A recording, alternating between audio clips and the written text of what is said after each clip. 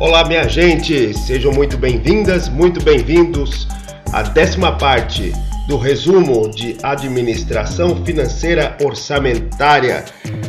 E aqui vamos tratar também de despesa pública, como foi tratado no último áudio resumo.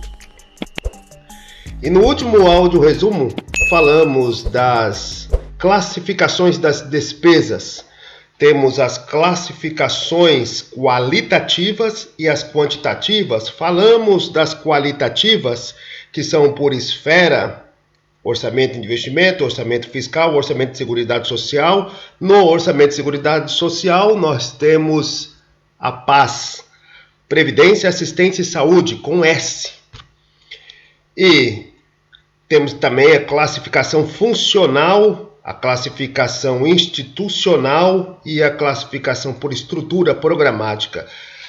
Se não lembra, é só ir para o 9º áudio resumo. Falamos também das classificações quantitativas. As quantitativas tratamos do CGMED, CG, MEEDD, que corresponde às classificações da despesa com relação à natureza, algo similar ao que aconteceu na classificação de natureza da receita. Nós temos lá as correntes, as de capital, e no G, o grupo da natureza, que pode ser pessoal, se for corrente, pessoal, juros, outras.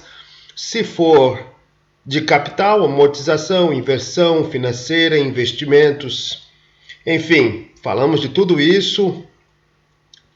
Tratamos um pouco, acho que, da fonte, indicador de uso, dotações, indicador do resultado primário. Vamos dar sequência aqui, pois nós temos um ponto muito importante para tratar a vocês, ainda mais porque não utilizamos recursos gráficos, fica até mais difícil. Provavelmente quem está ouvindo aqui já está estudando este assunto um pouco a fundo, pois sem ter algo prévio, sem nenhum recurso visual, fica muito difícil de compreender. Então, obviamente, quem está ouvindo aqui é uma audiência não muito grande, mas selecionada, pois já entende um pouco do assunto, para poder entender, para poder compreender, para poder fazer uma caminhada ouvindo sobre despesa pública. As pessoas às vezes veem alguém caminhando, acham que está ouvindo uma ópera, está ouvindo um podcast sobre um assunto mais leve, mas há pessoas que não querem perder tempo, então estão ouvindo e reconfigurando a sua memória sobre assuntos complexos como este, que são as despesas públicas, receitas públicas, a LOA, finanças públicas em geral.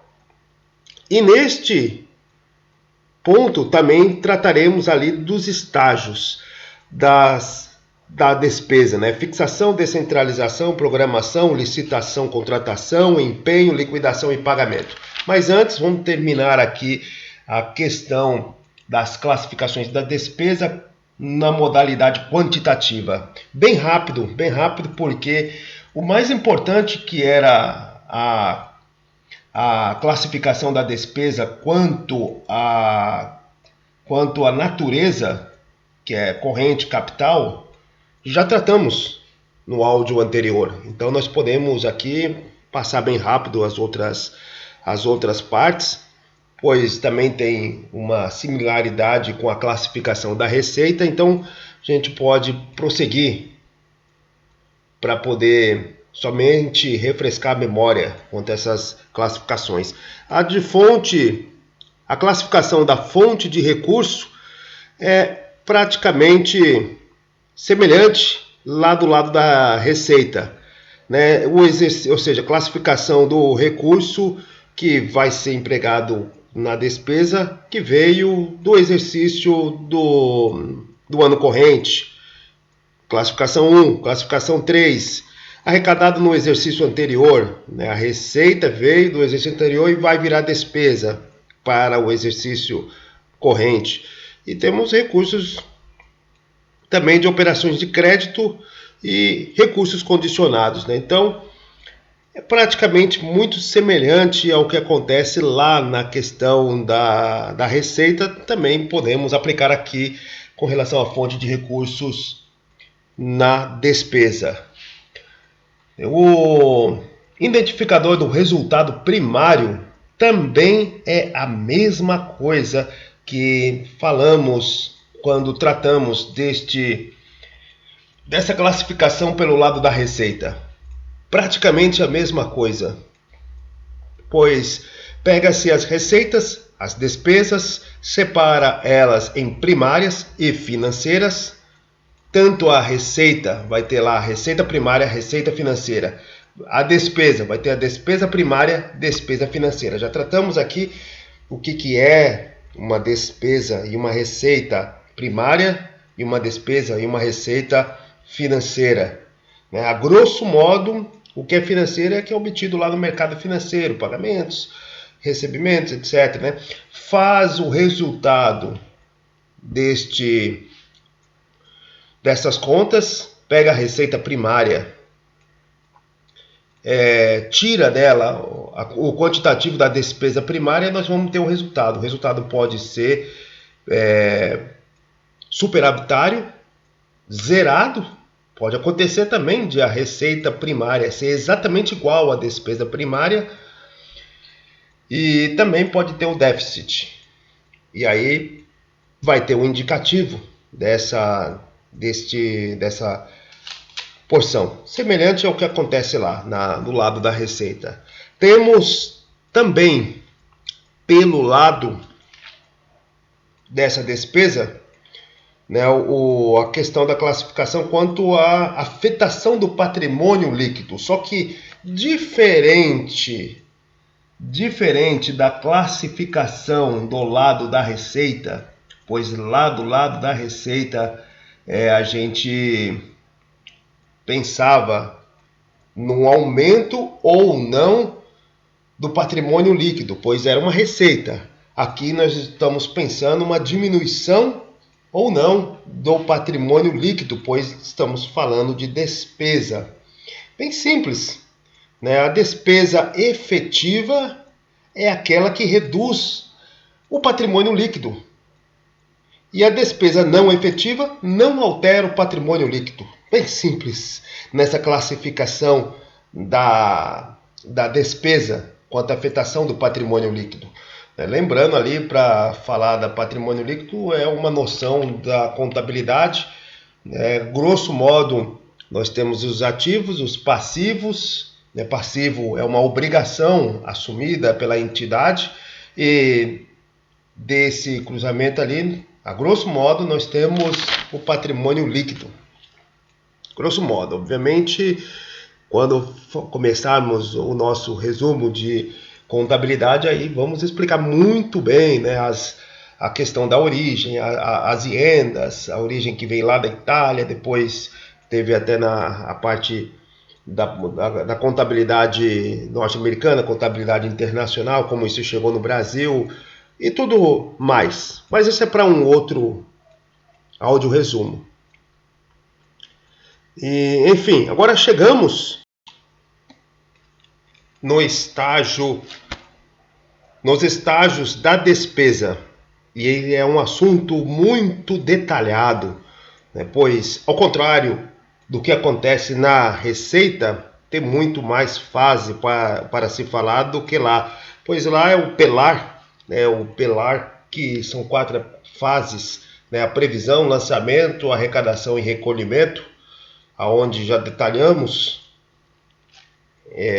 E aqui não, aqui nós temos a fixação, a descentralização, a programação, licitação, contratação, o empenho, liquidação e pagamento. Muita gente estuda apenas o empenho, liquidação e pagamento, mas tudo começa já na fixação, como tratamos há um tempo atrás, que esta fase, a fixação, já começamos por ela, a fixação é a fase inicial e ela já está no projeto de lei orçamentária anual, ela não está na LOA de fato, ela vai ser montada, a LOA, ela vai ser apresentada, como tratamos também da apresentação dela na Câmara, né, o presidente com a sua equipe, o executivo com a sua equipe, monta o projeto de lei orçamentária anual e depois vai enviar lá para a comissão mista de orçamento, que vai fatiar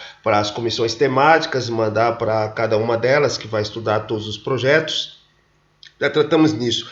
E nessa elaboração que nós temos a fase da fixação. E nessa fixação,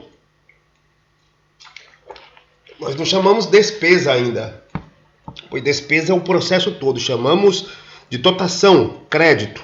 O crédito, que vai ser a base vai ser feito com base numa previsão de receita. Aí que nós temos aquilo que falamos dos contadores, economistas do governo. Eles vão tentar prever a quantidade de impostos que vai ser recebido pelo governo, tanto por impostos, receitas correntes, receitas de capital. Eles vão tentar prever tudo isso, vai colocar ali, e com base nessa previsão da receita vai se fixar as despesas e vai apresentá-la no projeto de lei orçamentária anual. Então, esse projeto vai ser enviado ao Congresso, o Congresso vai devolvê-lo até dia 22 de dezembro, 31 de agosto, vai ser até 31 de agosto, pode ser enviado antes. O Executivo manda para o Legislativo e até 22 de dezembro o Legislativo já tem que devolver ao Executivo, para o Executivo apontar as suas concordâncias, fazer seus vetos aonde pode ser vetado, como a gente já viu, tem as emendas impositivas e tudo mais. Então, da fixação, partimos para a descentralização. Aí, na descentralização, a lei orçamentária anual já está em vigor. Ela já foi aprovada. Já passou por todo o processo lá no Legislativo, já voltou para o Executivo, já foi aprovada e já se entrou o ano corrente que ela está funcionando.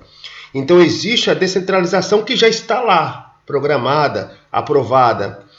O que é essa descentralização? É a possibilidade de mudança do crédito de uma entidade para outra.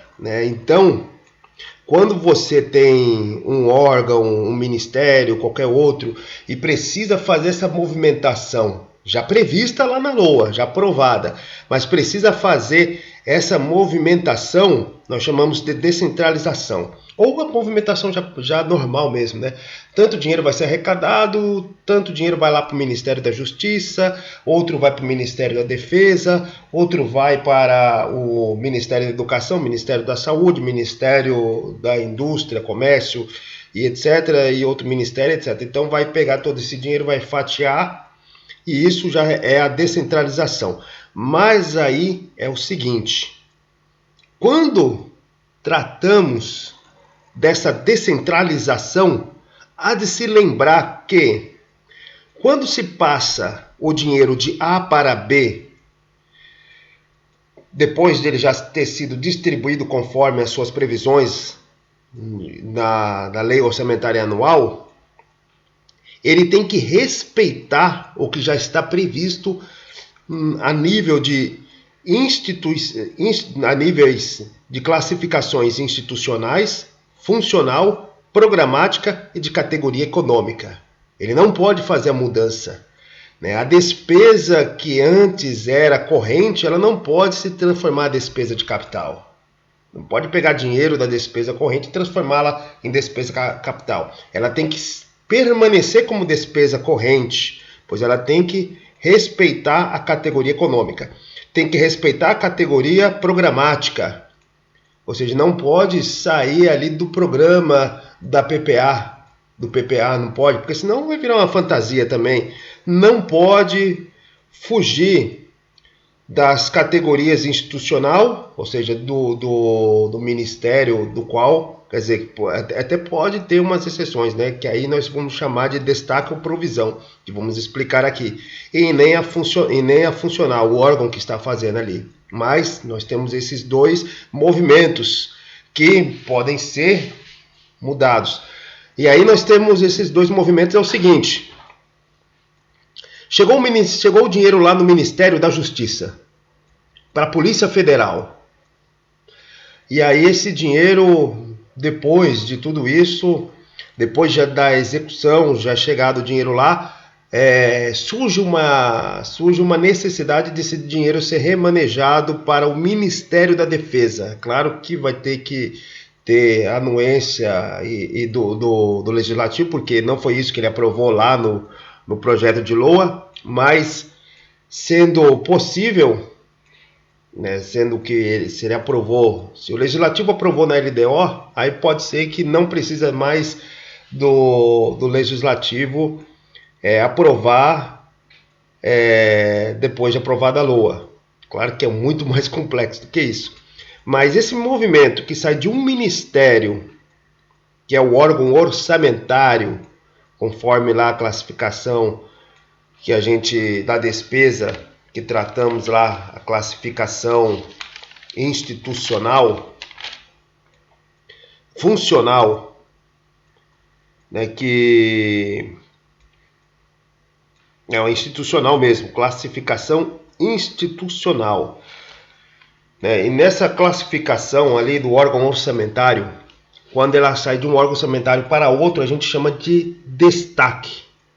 É o destaque, ela saiu, ou seja, ela se movimentou de forma externa, ou seja, algo que saiu de um ministério, de um órgão orçamentário para outro. Mas quando é no mesmo órgão orçamentário, por exemplo, saiu do Ministério da Justiça, foi para o Ministério da Justiça, ele não foi mais para o Ministério da Defesa, como no destaque, mas do Ministério da Justiça a previsão era que a despesa iria para a Polícia Federal, mas não vai mais, vai para a Polícia Rodoviária Federal, uma outra unidade, vai para a PRF, sai da Polícia Federal, da PF, vai para a PRF, muda de unidade, aí nós chamamos de previsão. É bem simples, né? Destaque é quando sai de um órgão orçamentário, de um ministério, geralmente, e vai para outro ministério, ou para uma secretaria especial nacional, se nós estivermos falando a nível nacional, ou secretarias, se for a nível estadual. E provisão é quando não sai do mesmo órgão orçamentário e aí ele só é movimentado de unidade orçamentária. Mas seguimos no nosso estudo dos estágios da despesa. Falamos da fixação, agora terminamos de tratar a descentralização e vamos entrar na programação. Programação, ela já foi montada lá no projeto de lei orçamentária, mas ela está sendo executada agora, durante a vigência da lei orçamentária anual, a programação. O que é a programação? Como já dissemos, é tudo que já foi programado, a própria palavra, programação programado, né? Mas ela é a compatibilização dos fluxos de recebimento e pagamento. A lei orçamentária, ela, grosso modo, podemos tratá-la como estimativa da receita e fixação da despesa. E isso tem a ver com a programação. Programação é a compatibilização desses dois. A receita está estimada, o que vai ser recebido, e com ela baseado na fixação da despesa. E aí a programação é a verificação a todo momento se isso está dando certo, se isso está realmente acontecendo, se a arrecadação está sendo feita de acordo com o que os contadores e economistas do governo previram, se realmente está acontecendo. Então, eles vão lá colocar uma coisa que é chamada fluxo de caixa, ou seja, no mês de janeiro, o governo vai receber de arrecadação tanto. lá, aí cada contador vai fazer as suas estimativas lá, dos impostos vai receber tantos, as taxas, das contribuições patrimoniais, agropecuárias, sociais, etc, etc. Aí eles vão fazer agora da corrente, das de capital, das receitas de capital, vai receber isso. E aí vai alguém, um contador-chefe, economista-chefe, vai fazer aquele geralzão da sua equipe e vai ter lá, janeiro, o governo vai receber de receitas correntes, receitas de capital, juntando todas elas, vai receber X, 100 milhões de reais, 200, 300 milhões de reais, vamos fixar aqui 100 milhões de reais como exemplo, vai receber tudo isso.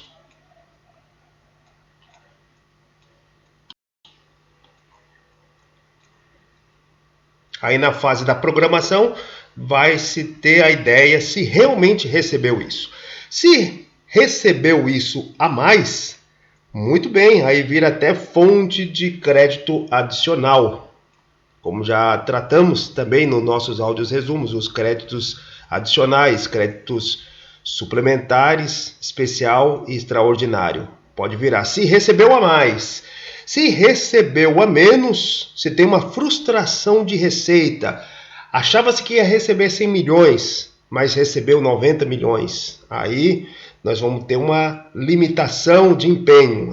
A lei de diretrizes orçamentárias, que vai preceder a lei orçamentária anual, vai dizer exatamente o que deve ser feito neste caso. E ela vai botar algumas coisas em regra, mas também nós temos as outras regras que vêm da Lei de Responsabilidade Fiscal, da 4320, de 64 e da Constituição. Então, quando há uma frustração de receita, arrecada-se menos do que se previa, nos 30 dias vai ter que se promover cortes. E aí todos os órgãos orçamentários vão promover cortes, mas eles não podem promover cortes em algumas situações. As obrigações constitucionais, ou seja, repasse legais, as obrigações legais, que são saúde, educação, etc. Os juros e os encargos da dívida pública, no caso ali da União, e no caso dos estados devendo para a União também, né, os juros e encargos não podem ser cortados, e também não pode da ciência e tecnologia e as que foram, como eu acabei de falar, ressalvadas pela Lei de Diretrizes Orçamentárias. Então, este é o estágio da programação. Fechado aqui o estágio da programação, vamos para a licitação e contratação. Veja só, falamos aqui do estágio de fixação, do estágio de descentralização, do estágio de programação e agora vamos para o estágio da licitação-contratação. Ela tem a ver, claro, com direito administrativo. Aí nós temos o caminho normal e as exceções. O caminho normal da licitação pode ter a licitação, pode ter a dispensa da licitação, né, tem um certo valor que é menos, ou a inexigibilidade de licitação, né, não é exigível naquele caso. Se for para o caminho da licitação, nós temos lá a concorrência, o concurso, o pregão, o diálogo competitivo e o leilão. Para lembrar, pode até virar um short, é o cocô predileto. Cocô predileto. Né? O to aí é só para dar um sentido. Né? A concorrência, o concurso, o pregão, o diálogo e o leilão. Se a exceção é o suprimento de fundos. Suprimento de fundos é quando existe o pagamento é passado para um suprido, o suprido é um funcionário que vai fazer pequenos gastos. Nós vamos falar mais para frente de forma mais detida, de forma mais característica, determinando o que é o suprimento de fundo. Mais para frente, vamos para agora o próximo estágio, que é o empenho. O empenho, né, ele está lá, é o primeiro estágio da realização da despesa. Agora sim, vamos começar a falar da despesa propriamente dita. Porque, claro, todos eles são parte do estágio da despesa, mas propriamente dita é onde começa a se reservar os valores, é no empenho, o estágio do empenho. Lá no artigo 58 da 4320 de 64, é a criação de uma reserva de crédito orçamentário para garantir um futuro pagamento. Depois de uma verificação se o serviço ou o bem foram entregues conforme o que foi pedido.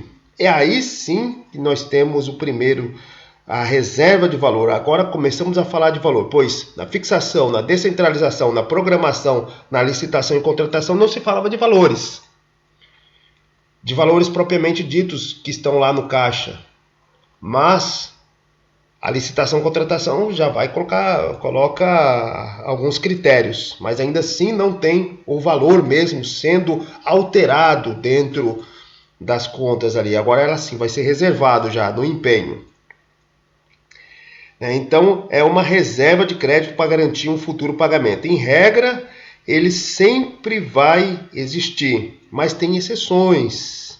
Tem exceções para a realização de despesa sem empenho, né? Tem um decreto 93.872 de 1986, no seu artigo 24, ele tem a regra de que não vai ter esse empenho, e tem as outras também possibilidades do empenho, porque o empenho ele vai gerar o que se chama nota de empenho. Nota de empenho é a comprovação de que foi reservado o valor, né? Agora, tem casos que não tem como ficar reservando. Por exemplo, uma despesa corrente, pagamento de pessoal. Aí nós temos lá todo o funcionalismo público da União, não sei quantos que são, mas imagina ali que são milhares. Se todas as vezes que fosse pagar o salário deles tivesse que ficar enviando nota de empenho, então daria uma burocracia terrível. Então neste quesito não precisa fazer ali a nota de empenho para cada um. Faz apenas um documento comprovando o pagamento de todos eles, dos servidores, e se expede o pagamento.